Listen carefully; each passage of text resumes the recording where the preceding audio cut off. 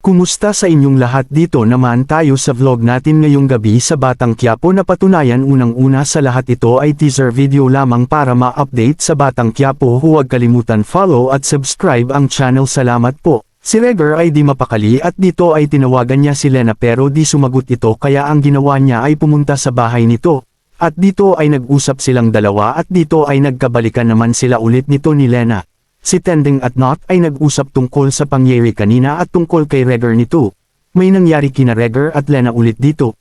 Paalis na si Regar ngunit hinatid ito ni Lena dahil nagpumili ito kaya dito sa labas ay nakita ito ni Tending at Not kaya sa kalye ay nag-away si Regar at Tending nito isusumbong niya kay Merits ito nahuli sa akto naghalikan ito. Si Lena ay pinagtitinginan ng mga tao nito. Dumating si David at successful ang delivery niyo. Dito ay nagkwentuhan ang at nag-inuman sila humingi ng tawad si Ramon kay tanggol nito.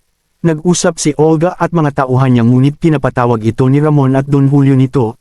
Sinabi ay natawagan lahat ang investors natin para ipakilala natin si Tanggol at dito ay nalaman pa nila na pinasubaybay ang mag-asawang Marzang at Nita at si Makang nito. Nag-usap si David at Olga dahil gusto ni Olga and pabolaykan si David sa Quiapo para kumuha ng impormasyon nito. Si Chief Espinas ay galit kina Bong at ang grupo nito malapit na siya patayin ito. Ang grupo ni Bong ay gusto nang balikan si Tanggol at si Chief Espinas ito. Si Mayor ay nagkamay kay Tanggol nito at dito ay nag-isa sila sa grupo ni Bong nito. Abangan bukas sa Batang Quiapo. Huwag kalimutan follow at subscribe ang channel. Salamat po.